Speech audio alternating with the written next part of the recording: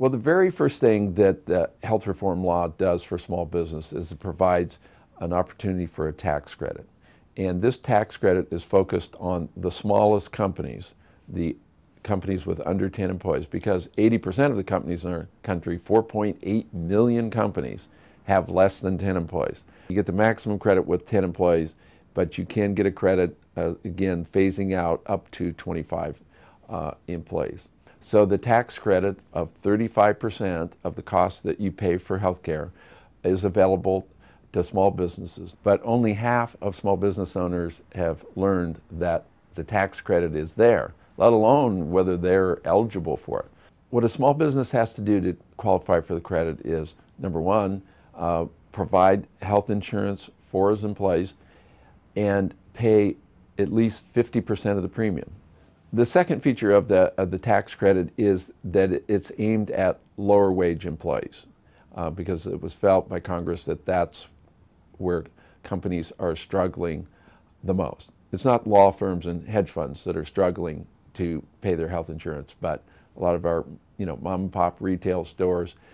One of the things that small business owners aren't aware of is that the tax credit was actually retroactive to January 1st, 2010.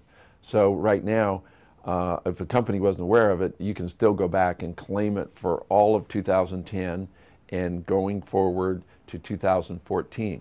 Now, in 2014, the tax credit actually increases. When the exchanges go online, where small businesses will be able to go purchase their insurance, they'll be able to go to the exchange and get a 50% credit versus the 35% now for this first 4 years. Also, other employers, nonprofit employers, there's 11 million people in our country working for nonprofits. Again, most of them are small nonprofits, and they're eligible for a credit too. Their credit is smaller because they don't pay tax. They get a 25% credit now, and in 2014 they get a 35% credit. So this is the benefit to all small employers, whether they're for-profit or nonprofit. And one of the important things that we learn in talking with small business owners, and I know this from my own experience of owning a business for 30 years, is that why do you do it? Well, it's a competitive thing. You need to recruit good employees, the kind you need to make your business successful, and you need to keep them.